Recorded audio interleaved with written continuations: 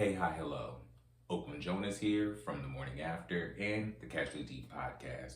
I'm here because I wanted to address something specific from the last couple episodes of Chasing Orlando regarding Marlo, Max, and the whole baboon comment.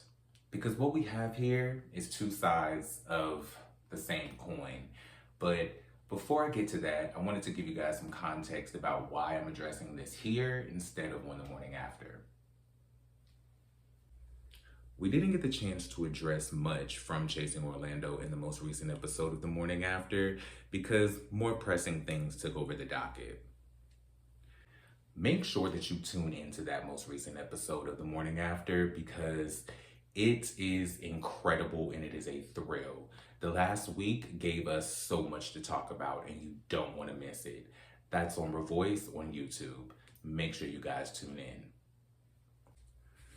The reason why I'm addressing this in episode 5 instead of episode 4 where the comment originally aired is because I wanted to see if and how the comment was going to be handled moving forward. But I wasn't going to let it go too long before I said anything.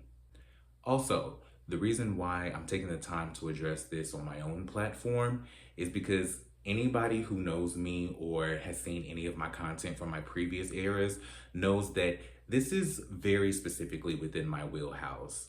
Taking the social justice and the social issues that I see from pop culture and the entertainment space and curating a conversation. So I would be remiss not to speak on this. With that being said, Max made a comment referring to Marlo as acting like a wild baboon in episode 4 of Chasing Orlando. Now, my real issue comes in with the way that Marlo handled it in episode 5. But before I get to that, I'm gonna have to address Max because Marlo didn't take the opportunity to say what should have been said in real time.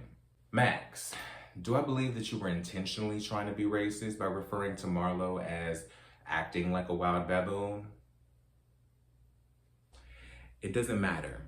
Because based on the history and the connotation behind that term and the animal that you chose to refer to her as, it's racist regardless. Let me explain why.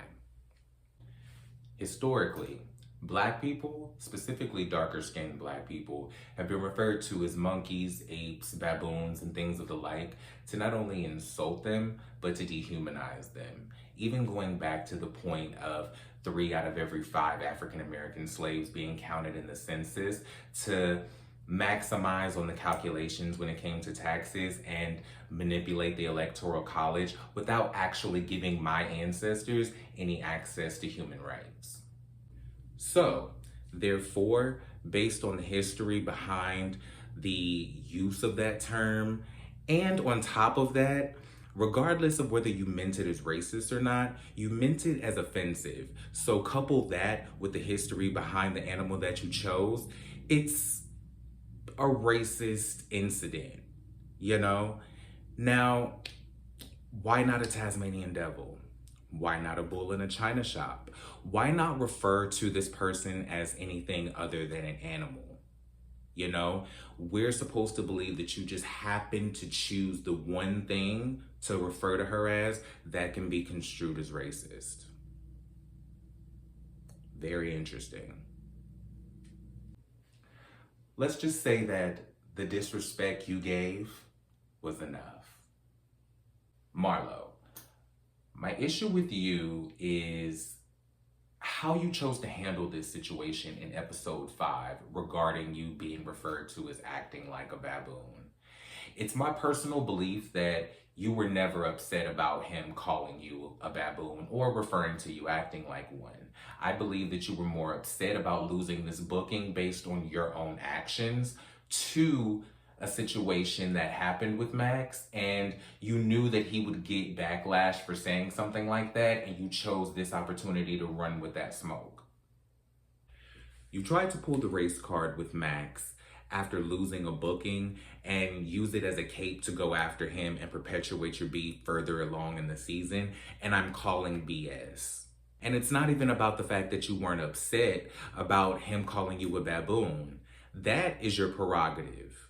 But it's dead ass wrong for you to use something that's such a real issue, like historically racially charged epithets, to make a point or to try to use it as the foundation to build your beef on.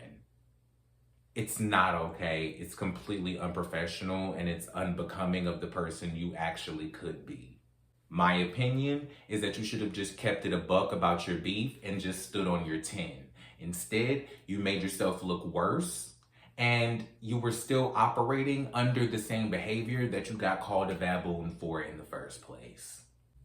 You missed an opportunity to educate and actually use this platform that you've been blessed with to stand on something more than how you just feel about something. You know, my problem is with you is that you continue to give me more to critique you on than to prop you up for. Especially because you've had a point in this whole situation, and there are times when you've had valid points. But again, I go back to what I say in the first episode of The Morning After, referring to Ayanna Van Zandt. Your delivery continues to diminish your message, and it sucks for you because this was really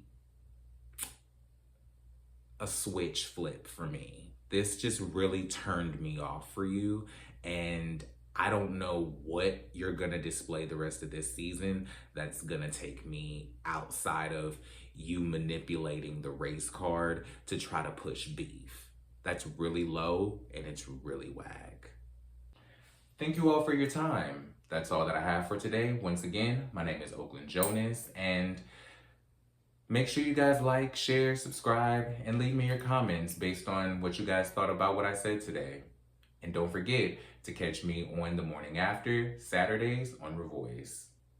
Until next time, see you later.